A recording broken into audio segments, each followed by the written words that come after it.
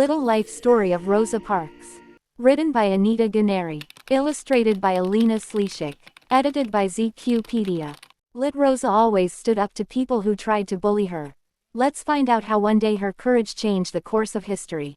Little Rosa Louise Macaulay was born in Tuskegee, a town in Alabama, in the southern USA. Her mother was a teacher, and her father was a carpenter. She had a little brother called Sylvester. When Rosa was just 2 years old, her parents separated. Rosa moved with her mother and brother to Montgomery to live on her grandparents' farm. Although Rosa was quiet, she stood up to white children who bullied her because she was black. Rosa was good at school. But when she was 16, she left to look after her sick family. One day, Rosa met Raymond Parks, a smartly dressed barber. She liked his strong character, and they got married. Raymond encouraged Rosa to finish her studies. Afterwards, she used her sewing talents to earn a living. Back then, black people in the USA were treated very badly. They had to go to separate schools, restaurants, and libraries. On buses, white people sat at the front, and black people at the back. Some white people were violent toward black people. They threatened to burn down their homes. At the farm, Rosa's grandfather often kept guard all night, with a rifle in his hand. Rosa and her husband wanted black people to be treated as equals. They both joined and worked for organizations that helped fight for black people's rights. One winter's evening, after work, Rosa got the bus home. She sat in the black section at the back, but the driver ordered her to give up her seat for a white passenger. Rosa refused. It was a very brave thing to do.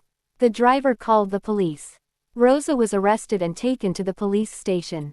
She was charged with breaking the law and ordered to pay a fine. That night, Martin Luther King Jr. and other black leaders called a meeting in a local church. They asked black people to boycott the city's buses for a day by not taking them. The boycott worked brilliantly. Bus after bus drove by completely empty or with only a few white passengers. The leaders decided to keep the boycott going. In the end, it lasted for over a year. Then came more good news. The U.S. Supreme Court agreed to end the unfair bus system. From now on, all buses would be mixed. Black people could sit anywhere. But after the boycott, life was hard. Rosa lost her job, and people sent her death threats. With her husband, Raymond, and her mother, she decided to move to faraway Detroit, where her brother was.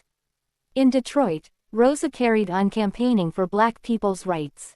After Raymond died, Rosa and her friend, Elaine, founded the Rosa and Raymond Parks Institute for Self-Development to give training and advice to black teenagers. Rosa won many awards for her work, including the Congressional Gold Medal. This is the highest honor the USA can give its ordinary citizens. The president presented her with the medal at a special ceremony. Rosa lived a very long life. When she died, her body lay in honor in Washington, D.C. Thousands visited to pay their respects. She was the first ever black woman to be recognized like this. The brave little girl who stood up to bullies helped change the lives of millions of black people in the USA. Even so, she always thought there was plenty more work to do. If you like this video, do like, share and subscribe my channel for more interesting videos. Thank you.